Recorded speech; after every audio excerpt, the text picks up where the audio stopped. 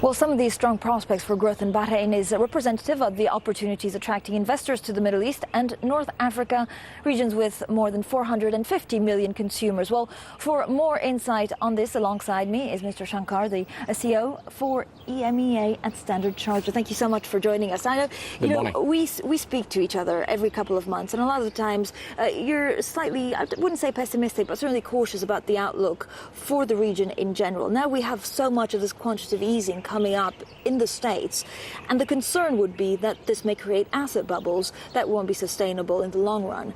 Is this your main concern?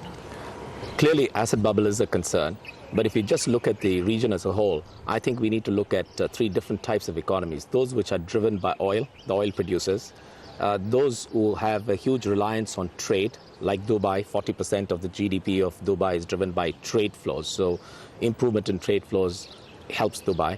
And the third is the size of the domestic economy. So the large domestic economies like Egypt are insulated, if not completely immunized from what's happening elsewhere in the world. So, you know, different solutions for different economies. Clearly, quantitative easing is important to keep going so that we don't have a double dip recession in the West. But you're right, the unfortunate unintended consequence of that could be a rush of money to markets, both in Asia, Middle East, as well as Africa, and creating asset bubbles, and which is what the authorities are struggling with. And is this a concern that you have, and where would you see the asset bubbles? I mean, are there danger zones that we need to highlight?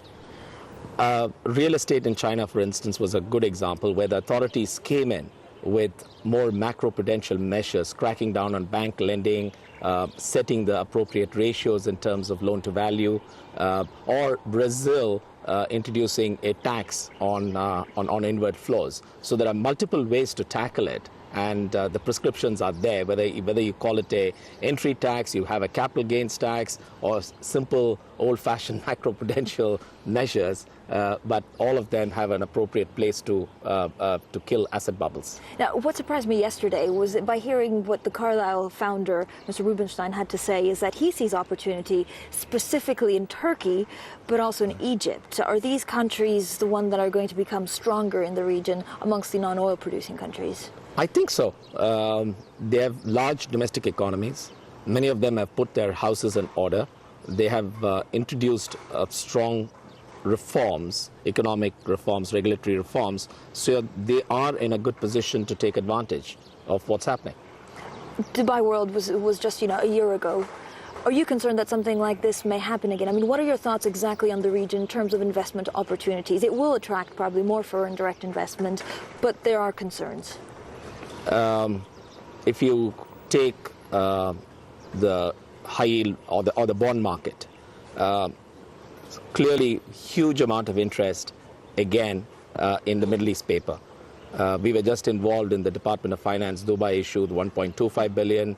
Then the DEWA, the Electricity and Water Authority, 2 billion. And then again, there was a convertible bond for EMAR for 500 million. And then again, if you go across to Qatar, QTEL did a couple of $1 billion of issuance. So lots of issuance is happening. Clearly, emerging market investors looking for yield, and the region presenting a lot of opportunities. As far as foreign direct investment is concerned, I think it will follow. V. Shankar, thank you so much for joining us here on Bloomberg.